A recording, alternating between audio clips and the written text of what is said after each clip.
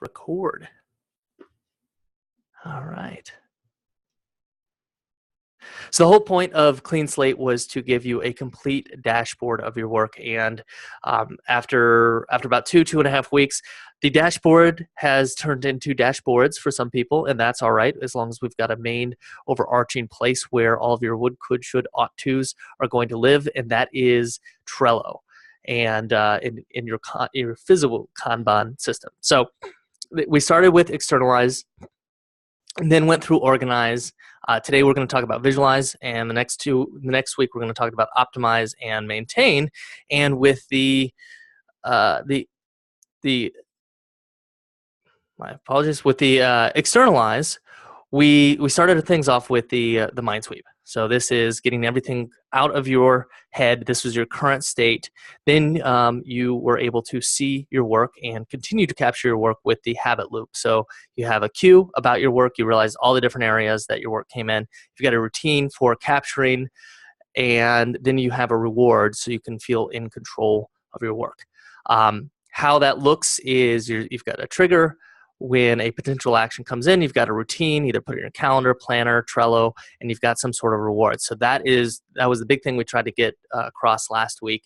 And Stasia, I just have to call her out because it looks so cool, created a whole workflow that she posted to the Facebook group. So this is how she captures. So it either goes straight into Evernote if it's going to be reference, or from Evernote to Trello, or the calendar if it's going to be a to-do list. So she figured out, okay, this is the routine that I'm going to have for all my tasks. So that's what the Externalize is going to do for you. And then with Organize, everyone had their own setup. So just really quickly, these are a couple setups. Everyone had their own Patronus. And I had my assistant make this board up just to get really clear. So you've got your options, but you don't have to have one list of options. You could call it to do, you can call it on deck, you can call it future options, you can call it this quarter, this week, good ideas, someday maybes, upcoming projects, current projects, waiting for, and I'm sure there are more. Then with your doing, you may call it doing, or you may call it today, or you may call it in progress. Some other places where you're not quite doing, but it's still stuck in the middle between options and done is to review, if you're working with somebody that needs to review the work, or on hold if you're waiting for somebody to get back with you. And then done, I can't cut it any other way. It's either done or it's not done. So yay, done. Or past accomplishments, maybe something else you can call it. So that's Externalize and Organize. And it is literally easier said than done. So visualization is going to be about getting more of that work from the doing column and into the done column quickly. We've talked about before the limiting your work in progress, and that's something that I know a lot of you guys are struggling with right now. And it just will be something that you will have to get more and more used to. What happens with Kanban is it allows you to see your work in progress, and it allows you to see how many things that you're working on at any one time. So if you're in that position right now where your doing column is above 10, stop pulling things into doing. Just go into emergencies, stop the new things mode, and try to get some of that work done. And we're going to talk about how to make that a little bit easier. And I want to do it with a story. So suppose, and actually I was talking to Fran about this, it's a little bit of a mystery. Suppose you have a child who has a messy room. You've tried scolding, bribing, bargaining, and begging them to keep the place tidy. You've consulted all the parenting handbooks, and still none of these strategies are working. Is your kid defiant? Is he lazy? Is he one of those creative types that thrives in a chaotic environment? Maybe, and maybe you're thinking about that about yourself, but there might be a simpler answer. And the simple answer might be they don't know how to clean their room. So in a recent conversation I had with a professional organizer, Casey Patey, she described a situation where she helped her niece create a messy room. So this is Casey, and I want to play the audio for you, and I want to make sure it is coming on. So if you can let me know if this is playing.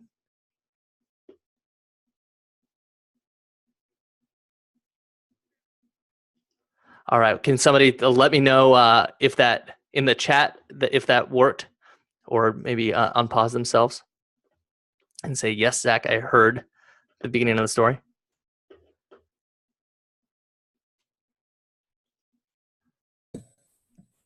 I didn't hear it, Zach. Okay, so I was 50-50 on that.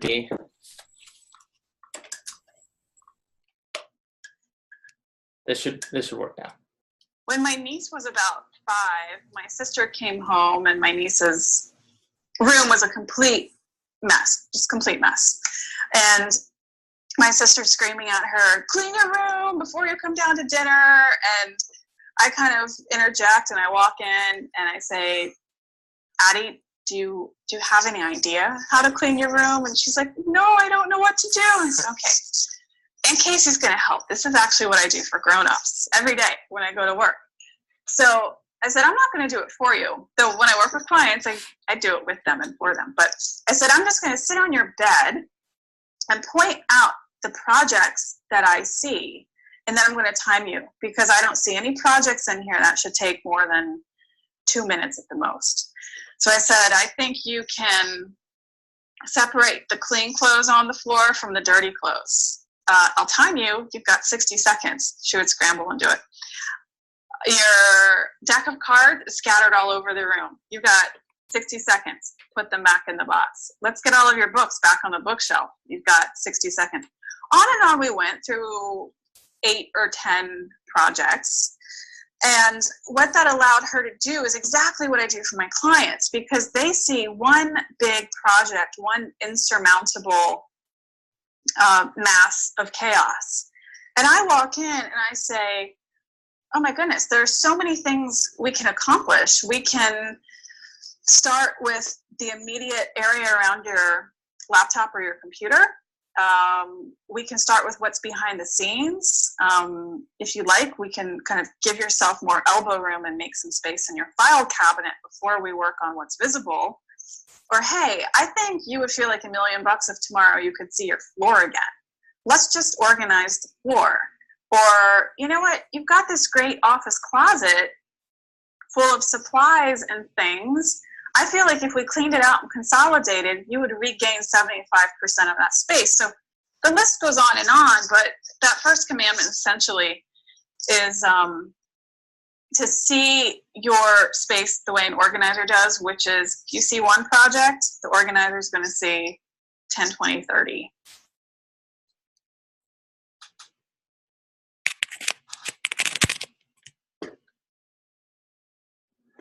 All right. Here, let me get my my audio back in. Oh, I already did. So what do you guys think about that story, and how do you think it might apply to your Kanban board and your to-do list?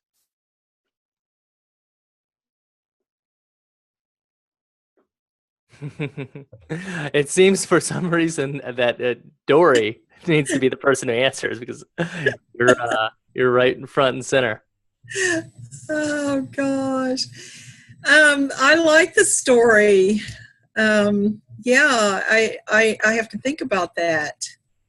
That could be very useful. Bonnie says, it makes me want to try this on my 26-year-old upstairs. And Fran says, excellent insight. Anyone else?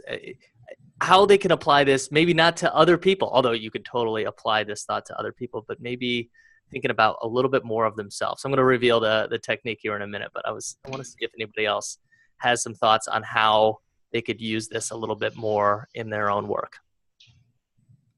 I would guess just breaking down when you have, at least a lot of little things, just taking them apart task by task and setting a deadline, okay, 1, 2, 3, just kind of keep moving along instead of lumping a big project, just kind of really breaking it down to small tasks. Breaking it down. Do you have any ideas off top of mind that of projects or tasks that maybe could be broken down a little bit more in your world? In my world, so yeah, like basically I receive an order for a painting. So then all week I'm carrying the image in my head. I'm like, okay, do I have the supplies, blah, blah, blah. But I'm not writing that any of that. So it would be like, okay, making the supply list. What needs to go on the list, and mark them off if I have them, if I need to buy them or whatever. Then another step would be, what do they want? Figure out specifics of the job. Then a timeline for when I'm gonna create the steps to create the job. I don't know, something like that. Do you feel, because a lot of people feel this way, and it's all right if you do, that taking the time to think about all of that stuff up front would end up saving you time or taking you more time in the long run? It's so foreign that it seems like it would take more time because you never stop and do it. And it's survival is just to carry it in your head and keep doing it the way you do. And you develop your habits that make you efficient at surviving and staying on top and meeting the deadlines and moving on to the next. But I would guess that it would save time. It's got to save time because you're visualizing every step. You're really making it concrete. Whereas in the others, there's so many loose ends that your process is not going to be as linear, I'm guessing, as if you're breaking it down and putting it down. What if I ask you the question, time, but also including time thinking about the project? Which one would save you more time? So first you've got your way where you don't write anything down, but it all gets done, but you also are thinking about that project a lot.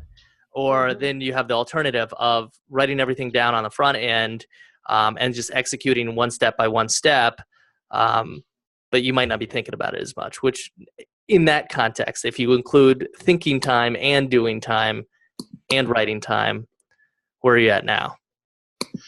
Yeah, that would definitely save me a lot of thinking time. Cool. Which means energy and drainage, emotional drain, because that's the weight you're carrying all the time. Totally. So, yeah, I can see that being cut. Because even when I have this and one project stressing me, so I just sit down and just write it in a very not clean way. But if I just write down 3 things about it and kind of regroup it in paper, then I'm like, okay, now I know I can get it done and when, and I got more time than I thought. It's yeah. Did you look at my slides? Because that's what's. No, you know me. I'm barely here, dude. No. That's really good. That's the conclusion I was hoping you'd go towards, and an added benefit for you as a business owner who's creating these crafts over and over and over again is you might not have to even do that thinking over again. You can create a template. So you can have a Trello card with all the things that you need to know for each project. When you get on the phone with that customer, you fill in the blanks, and then you're done. You could even potentially pass parts off to other people. So it's really good. Cool. All right. Well, I guess what I was going to say has already been slightly revealed, but I will still kind of go into more details on what this technique is. So let me share my screen. And perfect. So the technique is called the break it down technique. And it's very simple. It's only got 3 steps. The first step is to think about what you want. So what is the project in detail? What constitutes a successful outcome? What are some of the due dates? What are some resources you might need? So that art material that we were talking about. Why are you doing this in the first place? How does it benefit you and the world? Step 2 is to divide out the project into 3 to 6 steps. So the reason for this 3 to 6 steps, and I'm sure so many projects can have 20, 30, 40, 50 steps. But if you're having trouble getting started or getting moving on a project, this 3 to 6 steps will help because it's not overwhelming. You're not trying to think everything out. And oftentimes with the work that we do, you can't know all the steps until you start taking the first 2 or 3. So what this does is it decreases the pain of starting because it's the I didn't bold the thing. So I actually meant to say step 3 is to make sure the first step is actionable, starts with a verb, and takes no more than 5 minutes to do. And how this helps. So it makes the pain of not starting higher than the pleasure of finishing. So for example, when you break down a task and your first task is only a couple minutes, you just really, you've got to write down that first action. It's not so tough to get started, because a lot of times projects will be cognitively demanding, will be difficult to do, and your brain doesn't necessarily want to do that stuff right away. And if you know why you're doing it, you also have more pleasure in finishing it. So what you want to do is tip this seesaw over. Here's where that last step comes in. Make sure the first step is actionable, starts with a verb, and takes no more than 5 minutes. So a typical to-do list of one of the more difficult tasks in the world, writing a book. So outline, first draft, second draft, final draft. 4 steps for a book. Might be difficult to get started. If you do something that's more actionable, you can brainstorm a name. So that's something that's fun, easy to do, will take you less than 5 minutes. Write a simple outline, set up a writing schedule. So that's something that it's a more actionable, realistic to-do list for getting things done. Some stumbling blocks is you might not be comfortable not knowing all of the steps. You might not make all the tasks actionable. So remember, you'll want to start with an action verb. You've got call, you've got write, you've got email, you've got do, you've got take, and then not breaking down the first step until it takes 5 minutes or less. So you really want to do that for some projects that feel stuck for you. So some examples, maybe you want to start investing, or start exercising, or start planning for a trip. If you want to, if you want to start investing, you could call a friend or a mentor for coffee and discuss resources they use. Start listening to a personal finance podcast, and open up an account on mint.com, which keeps track of your finances automatically. If you wanted to start exercising more often, something a lot of people want to get up to, especially around the New Year's time. You could Google gyms in your neighborhood, call gyms to ask about pricing, and visit one gym. So this is a very recent example for me. My gym closed down, unfortunately, because it had a bunch of water damage issues that couldn't be resolved. So I needed to find a new one, and I was just kind of stuck. So I took these actions, and now I'm at a new gym, and it works out well. So another thing to think about when getting clear on why you're doing a project. So many things, and most things actually I was seeing on everyone's Trello board, were pretty obvious why they wanted to get done. But ambiguity is the enemy of action. So not knowing your next actions really makes taking action more difficult, because your brain has to think first, what's the first step? And then how do I do it? Where if all you have to do is take action on that step, be like Aunt Casey's niece, where you just had to, okay, I'm going to get all those books and put them away, and I'm going to take all my toys and put them in the toy chest. And the niece doesn't really need to know why she needs her room clean. Her mom wants her room clean. For many people, it's not very motivating if you don't know why you're doing something. So this idea of stories can help with that. It's just a simple way to describe why you're doing a particular project. So with a story, start with the who, and you could do that as an individual or as a business. Sometimes businesses do this as from the customer's perspective. So you start with the who. So as a business, we want to do this thing. So you describe the what. What is it that you want to get done, so that profit or value or benefit or whatever it is that you are going to get out of that project. Now, this is helpful for people who have maybe a too few many someday maybes or things on their options and future options list, and need help paring it down, or need help deciding which ones they're going to move into their options list. And getting to this point is beneficial, because you know why you're doing all the things, and it just helps you get to the point where you can start to analyze the work a little bit better. So an example, I'm creating a Trello course this month, and here's a story. So as a productivity coach, I want to create create and sell a course on Trello so that I can have another source of income, allow people to work with me at an affordable rate, be thought of as an expert. So that's my Trello story, and this is what the Trello course looks like on my personal Trello board. We're getting very meta here. So Trello course for business, and then this week, it's kind of hiding. You might not be able to see this week because of the board, but it says create sales page for Trello for business. So that's what I'm getting up to this week. And this was one of the projects, part of the reason me going to Denver slowed things down, but another part of the reason is I hadn't really broken the course down. So I hadn't made as many moves as I wanted to on it yet. So when I was doing my weekly review, I took the outline that I drafted out and broke down the course. And now on the left side, those are all my to-dos. In the middle, it's what I'm working on right now. And on the right, the sad, lonely one post-it note in the done pile. And that was the Trello workshop we did together. That was my first try run at the course. So that is the break it down technique. And I've got one volunteer so far, but if anybody has some projects that they're really wanting to get some help on breaking it down, we could do it here together. So you just have to be comfortable sharing your Trello board with the group. But I think the more examples of this we can walk through and talk through, the easier it's going to be for you to do this week and throughout as you make your work easier to do. So I'm gonna stop sharing the screen now. And is anybody super excited to break down one of their tasks so it's going to be super easy to do?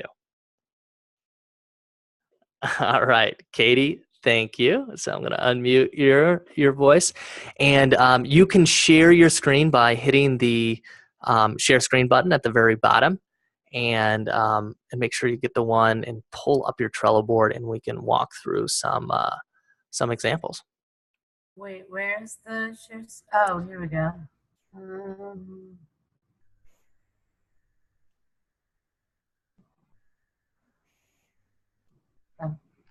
There we go.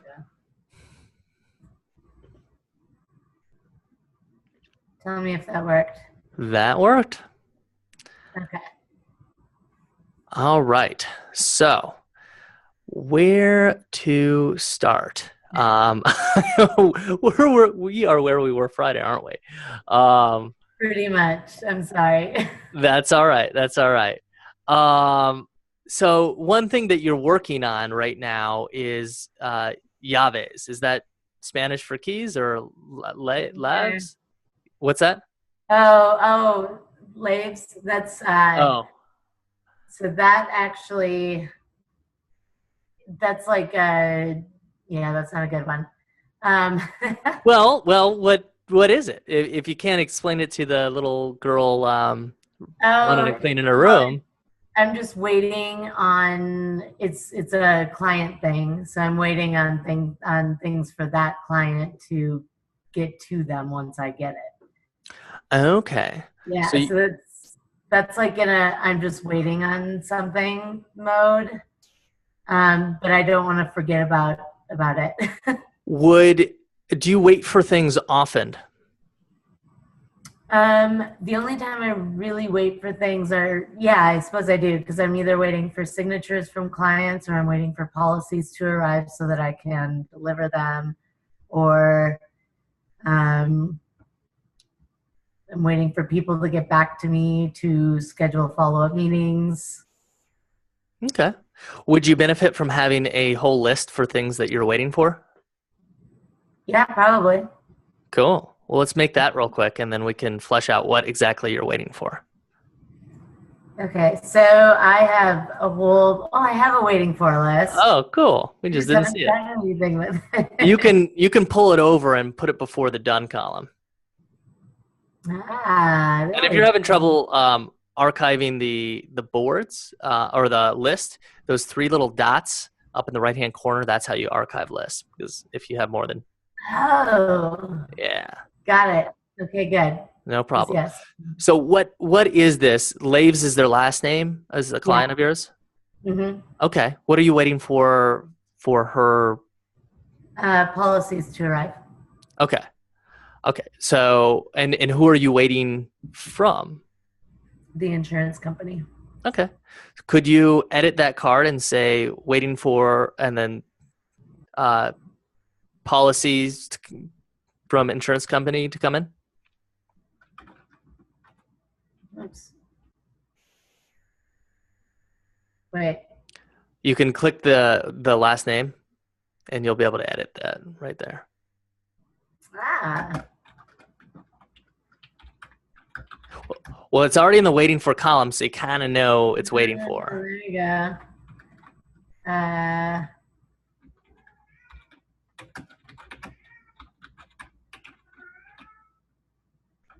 Is it principal? Principal. No. Sorry. Principals, I remember, are the people that that help at school because they're your pal. So I think Oh, nice. Okay. it's one of the few words I can spell because of that. And is there anybody you would need to ping necessarily, or do you have their email address or phone number, or to follow up with them if you needed to, or is it typically just come in and you don't need to worry about it? I would need to follow up with them, but I have a whole, client management system that I have all of their information in. Okay. I meant from if the policy from the principal doesn't get back to you. Oh, sorry. Principal is the insurance company. Oh, okay. And if somebody from the insurance company doesn't get back to you, does that ever happen? Is that something you would need to flesh out? No. Okay, cool. Because sometimes when you're waiting for things, people don't get back to you, and if you have an email or phone number, you can ping them a little bit more effectively. But if principal is good at getting back to you, then there we go. All right. So I'm sorry. Go ahead. Oh, go ahead. Classes for advisor title. This seems like it might have some breaking down to do. So what are you looking to accomplish with this guy? I only have one more. Oh, perfect. So what's that final class called? Estate planning. Okay. Something, yeah. It's an estate planning class. Okay. So maybe we can just say finish. Are you watching a video? Mm-hmm. Well, yeah, it's reading and then an exam. So I have to take the exam, but I have to finish. I guess it's not really a class. It's like a do-it-yourself class. Okay. Okay. So what's the end result that you want? To take the exam and pass. Okay. So pass. What's the name of the exam? Advisor title exam? No, pass. This is just, I have one last exam and then I get my advisor title. So it makes sense. I've already taken 7 other classes or 7 other exams.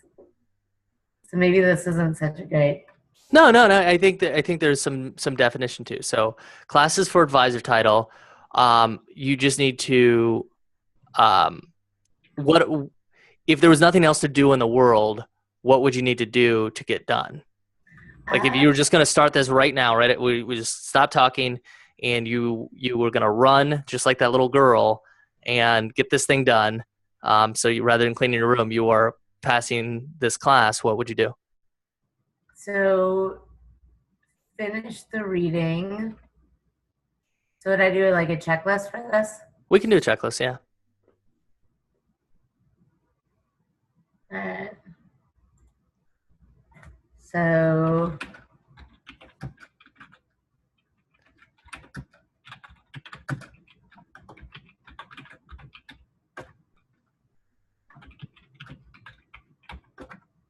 that. All right. Maybe take exam because we're going to assume you're going to pass it. And then. All right. All right. And something you could do, you don't have to, but instead of just having, maybe I would start with an action verb. So finish classes for advisor title. So if we can edit that up there.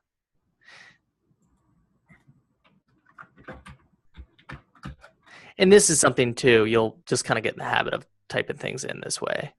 So it's actionable, finish classes for There we go. advisory title. Another option, instead of doing it that way, is to finish reading study material, take advisory title exam.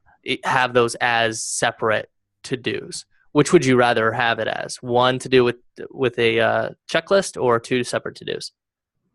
I'm not sure. I was going to ask you about that because I took all of my work to do things and put it in a checklist and just labeled it work tasks, but I wasn't sure if it was better to do it that way or to just list them all separately. Well, and this is Fran and I were talking about this again. I get a little bit more motivation off of putting more things in the done pile.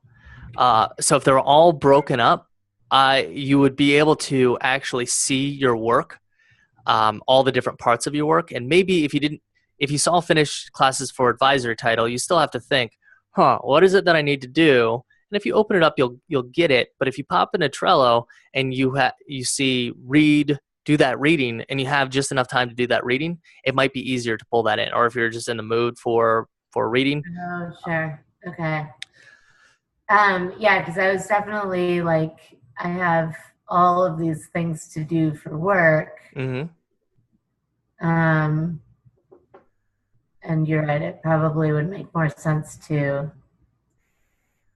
Perfect. So go ahead and open up the finish classes for advisor title, and I'll show you a little cool shortcut. Okay. Click on finish reading study material, and probably add for advisory title on there. What's that? Add at the very end of that for advisory title, because it's going to be a separate card, so you're not going to necessarily know that.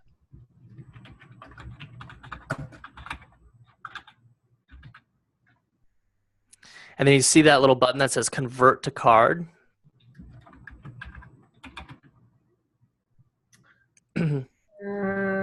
If you click on it again, convert to card. Boom. Yeah. Yep, you just made that a card. And then you can convert that last one to the card too. Yeah, so we're going to save you some time on that next one. Convert to card. And then you can archive that card if you want to, so you don't need it anymore. Ooh, delete it, hardcore. All right, so finish reading for estate planning study material for advisor board. Take estate planning exam. Some other things that you could consider doing, and this is something that is helpful for me, is if there's any links that you need. So if the reading is online and you have a URL, you can put that in there. If you need a password for the exam, or if you know there's an email in your Outlook that you can link to or pull some information out of, so you just have really easy access. What you want to do is do this thinking ahead of time. You're sort of being your boss right now, and thinking about, okay, what needs to get done, where do I need to go to do it, and just make this, just like that little girl, so easy to do that she can run off and do it very quickly with all of your different work tasks. So let's actually open up your work tasks and maybe turn those into cards if they're ready to be turned into cards. Create meeting agendas for what? So this is basically for a visual for my clients I can give them a meeting agenda and go through it with them just so that they know exactly what to expect and exactly what we're talking about. All right, so create meeting agendas, maybe for clients. We'll add to that, and we'll create a card. Oops. Convert to card. All right, now let's open up that card, because I actually feel like there might be a little bit more to it than that. So let's create a checklist for this one. If there was nothing else to do in the world, again, except for create this meeting agenda for your client, what's the first thing you would do?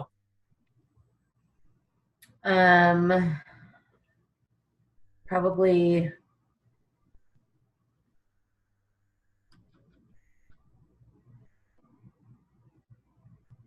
I would go for the first meeting. So the first meeting is, well, I wouldn't call it this probably in front of the client or to the client, but it's a fact finder meeting. And so is this going to be like a document that you give to the client? Mhm. Okay, cool. So there's a section in there called fact finder, or you might call it something else, but you need to get discovery the meeting. It's like meeting number 1, our first meeting. This is what happened. okay. So maybe are you going to just write that up, or are you going to outline what that discovery meeting looks like? I'm going to outline what it looks like. Okay, so we can say, remember, we want to start with an action verb. So outline discovery meeting agenda.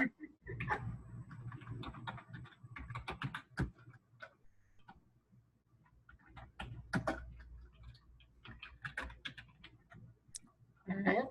Perfect. So add that in there. Anything else that you need to do?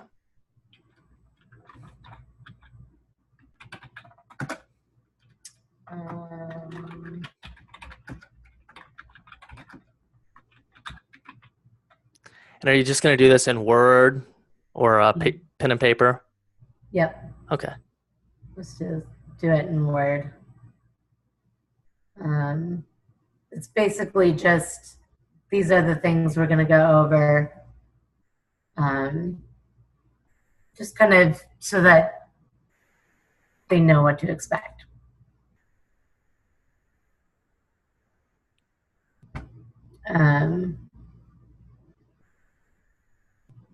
I don't know exactly what's going to go into these quite yet, though. Do you need to do some research in order to outline those agendas? Yes. Okay. What kind of research would you do? We actually have some like outlines like what I'm looking for on our intranet. Okay. Like on our company intranet. So I'm going to look at that and then kind of make my own version of it. All right. So what's an actionable way you could say that?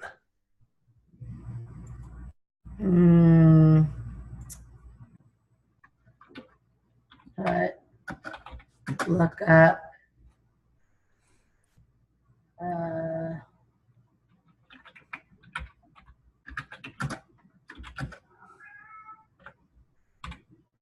examples of outlines for discovery meeting.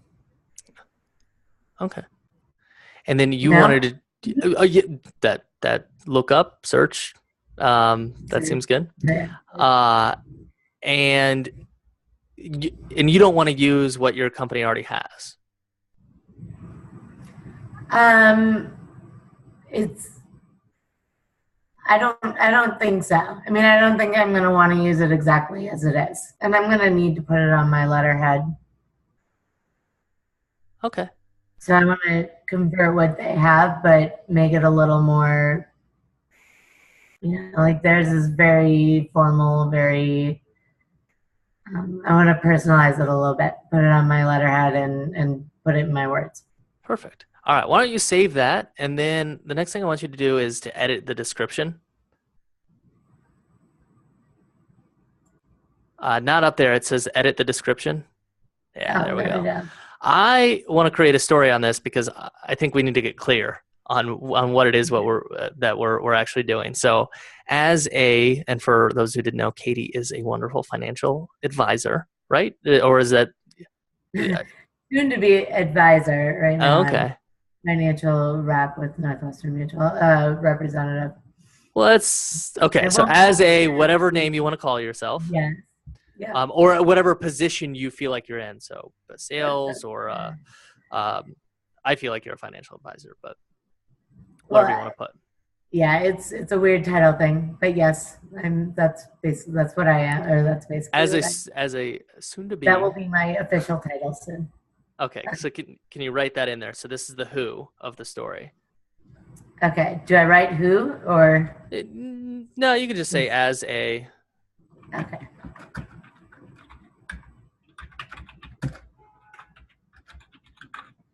All right, and then we can spelling this wrong. enter down.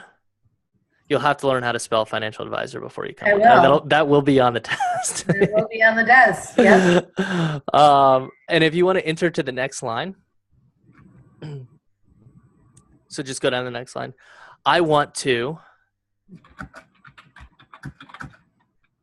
What do you want? What are you trying to do here?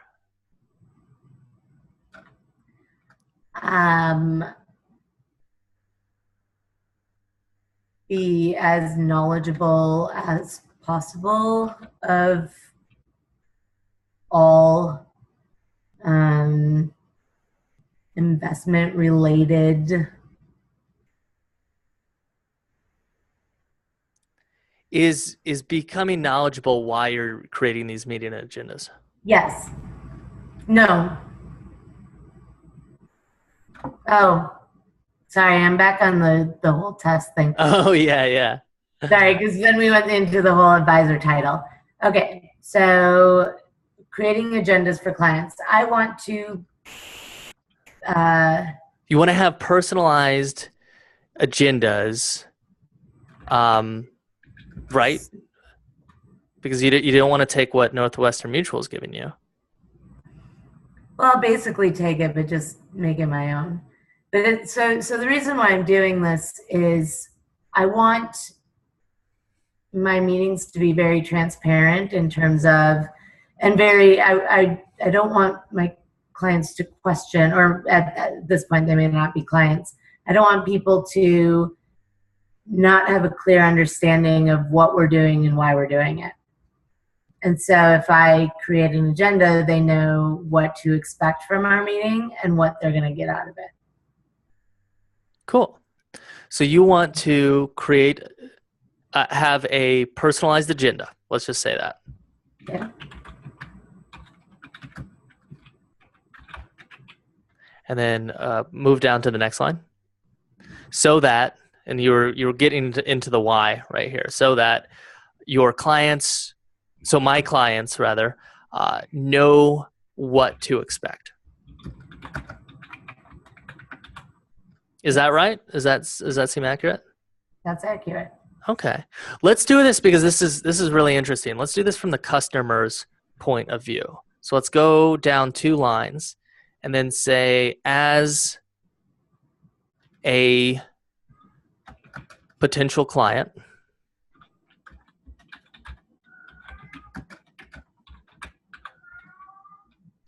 the next line, I want to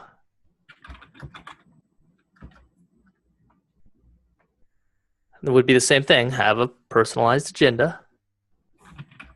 Yeah.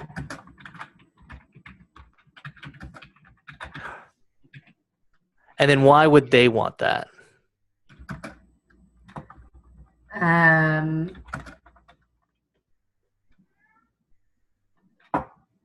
So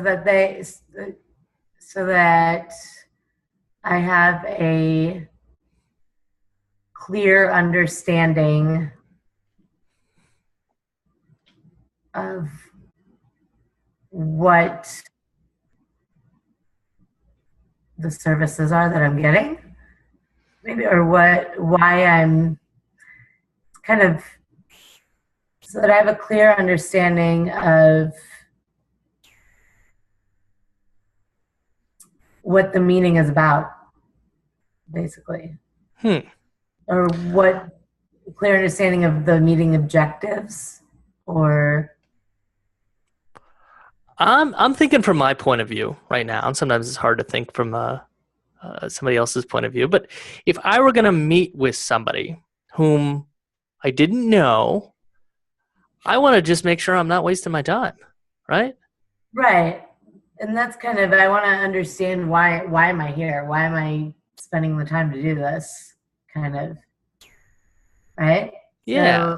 So that I know I am going to not waste my time, or get valuable information out of this meeting, or get things that are going to help me live a more financially secure life, or like there's lots of different benefits I think that this meeting could provide. And keeping that in mind while you're creating the agenda, especially the one don't waste my damn time, Right. could make it, could change the way that you end up crafting these Okay, agenda sure. items. Oh yeah, I like that. So that I know I will get valuable information out of this meeting and not waste my Not time. waste So my in this case, so you don't always have to do it for two people, and sometimes it makes more sense to do it from the individual point of view. Sometimes it makes more sense for the business point of view. You could even get more specific on the type of client. Maybe you work specifically with a middle-aged folks or younger folks, or people who are at risk for different health or are whatever stage they are. So you can even get more specific on the who, and then the why and the what can get a little bit more specific as a result. So let's save that. I wouldn't have even thought about that. That's a really good way to, like, turning it around to think about it from a potential client's perspective is good. Good. Yeah, I'm glad you like that. And questioning the work right now, and this might seem, we're already probably been doing this for about 10 minutes with this one agenda, talking about, like, what is it, and why are we doing this? And you might, with some of these tasks that you have in your to-do list, your first Kanban board, you might not be able to think of a why. And my encouragement to you, if you cannot think of a very good reason to do something, you shouldn't do it.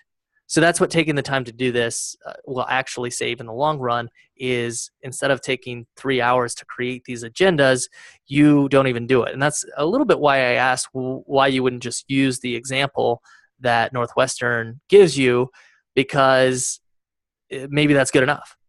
And maybe you don't even have to do this task. And then, yay, you just knocked something off your to-do list, and it took like 5 minutes to do because you ended up not needing to. Perfect. So you want to look up the examples of the discovery meeting agenda, probably still outline it, or rewrite maybe the agenda and have that match your letterhead. Again, pretend like there's nothing else to do, and you want to break these things down into small, easy to do tasks.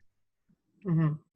No, that totally makes sense. And like you said, I haven't actually looked them up, obviously, yet. So when I look them up, it might be, oh, these are good enough, done. Yeah. So. 100%. As another reason. So it seems time consuming. It seems not like something you need to do.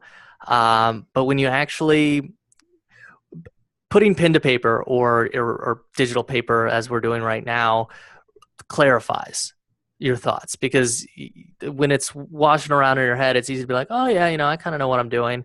But we already found, okay, step one wasn't really step two. We didn't really know why we're doing this in the first place. From the customer's perspective, only just from your perspective. So this is good. This is helpful. Let's just take, we've got a couple more minutes, and let's finish this one off. So you've got a very nice to do. So look up examples. Oh.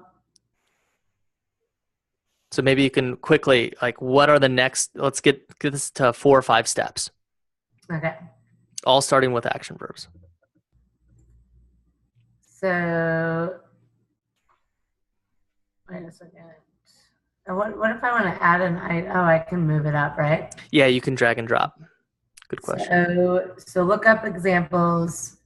The next step would be to put on personalized letterhead, right?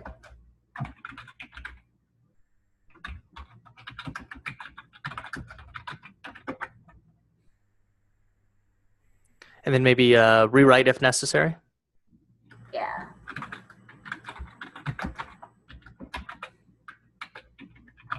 Did I spell that wrong? No. Yeah.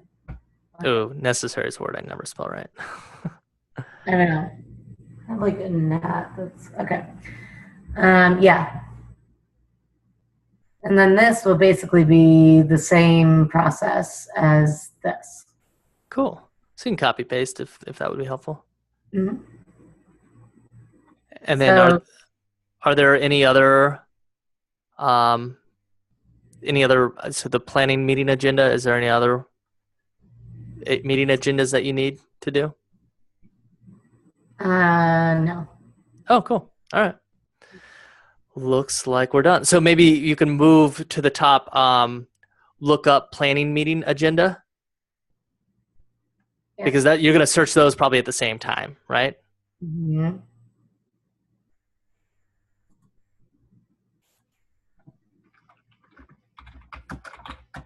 So you're going to look them up at the same time, then you can put them on the personalized letterhead and you can rewrite them all at the same time too. Batch tasking. Perfect. Thank you so much, Katie. And what I really like too is the struggle that was involved in that. Defining your work is not always easy. Most people probably thought it was super boring, but but this is how it works. It's boring but true. Like this is how things get done easily, by defining the work ahead of time and then just taking action on the work. So now you don't even have to think about it. You know the next actions on exactly what to do. So thank you so much for sharing that. I really appreciate that. no problem. And everyone else, give her props. Say it wasn't boring. It's okay if it was. All right. Can't all be super excited. Well, the example I gave was cleaning your room. So how exciting is that? All right. So the homework for today is going to be very simple. Break down all of your work for the week and then post a broken down task onto Facebook. So you could either take a screenshot of a Trello board, copy paste, or write something that you've outlined. If you need to create the story with it. Some tasks don't require stories, so you could just say the end result that you want to have done and all the next actions that start with an action verb that will follow that task. So really never try to solve all of your problems at once. Make them line up for you one by one, step by step. And as a reminder, everyone wanted a system that can last for years, can be trusted, can be reviewed at a glance. Creating cards for specific actions makes it easier to review at a glance. Breaking down tasks makes it easier for it to be trusted. Learning how to do this quickly and effectively can make it last for a long time. And it's a system that you want to use, is simple and captures everything. So hopefully we're getting there by externalizing, organizing, and now this step was visualizing your work. So up next we have break down all of your tasks for the Facebook and book your one-on-one session with me on Friday if you haven't already. We're going to be doing this fun thing that we just did with Katie with everybody, as well as any other questions that you might have with Trello and organization and that kind of thing. But mainly, we're going to sit there and break down some tasks if you haven't gotten them all done already. And Wednesday at 5 p.m. Central Time, we've got my fun friend, and this is actually she's very fun. She curses a little bit, so if you have sensitive ears, sorry. But her name is Kendra Wright, and she is a digital nomad. She teaches people how to do online marketing, and she's driving around the country in an RV. I really like the way that she organizes her work. She has a very big emphasis on her calendar and time blocking and scheduling her work. So if you guys have the time to make that, it will be great. If you do not, remember, do your homework first. We had some light entries on the homework this week, so I'd like to up that a little bit. And there'll be a recording. So if you can't make it this week, you can always watch it later. Next week, we've got optimize and maintain, and we are done. So most of you guys are probably getting to the point where you really feel like you got a system. We're going to create this system that is continually improving and something that will last the long run by learning those two strategies. So thank you so much for coming on today, and thank you, Katie, for being such a great volunteer. I appreciate it. All right. Well, take care, guys. I'll see you in a couple days.